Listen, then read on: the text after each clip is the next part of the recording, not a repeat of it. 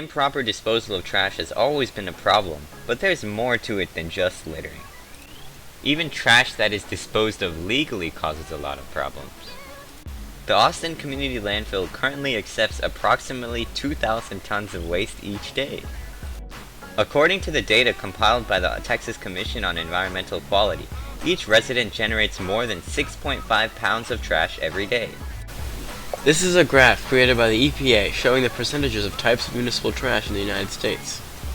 As you can see, paper, glass, and plastics make up more than 45% of trash disposed in landfills. The U.S., according to the EPA, is producing more solid waste each year and is proportionally recycling less. In fact, the EPA estimates that 75% of the American waste stream is recyclable, but we only recycle about 30% of it. At the basic levels, Austin offers a weekly trash collection program, plus an every other week recycling retrieval, which leads into the city's single-stream recycling program.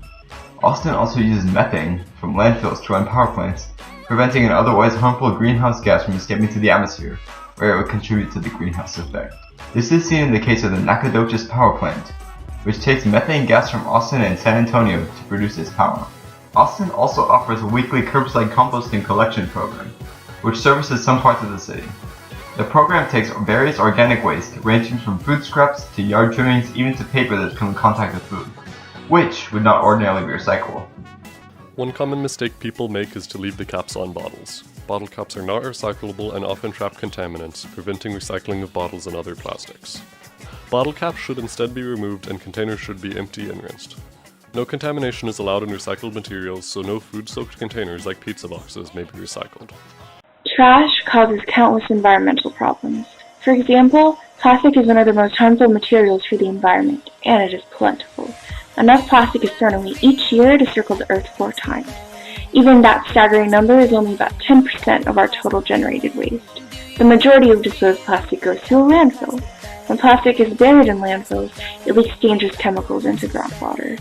Also, greenhouse gases like methane are produced from the decomposing trash, leaking into the atmosphere and furthering climate change. When plastic is improperly disposed of, it often ends up in the natural environment, especially the ocean. In fact, it is an overwhelming 86% of all ocean debris. Scientists estimate that 8.8 million tons of plastic waste ended up in the ocean in 2010, and it grows every year. Plastic doesn't just accumulate in the ocean. It is hurting and killing hundreds of thousands of lives all over the world. It hurts animals in a myriad of ways, from poisoning them, to entangling them, to ruining their reproductive system. And it hurts humans too, who are at the top of the food chain. And those are just the effects of one material. Some of the main sources of littering are the discarding of garbage out of vehicle windows, uncovered loads on trucks, entertainment events, and habitual littering. Not only is litter a fire hazard, it's also expensive for the city to remove it from the environment.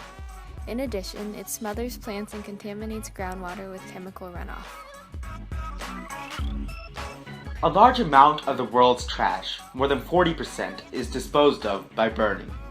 However, this is not an ideal solution because it is a major contributor to air pollution, emitting several toxins, but most importantly, releasing carbon dioxide. A bottle has been filled with trash, making a sturdy brick for building.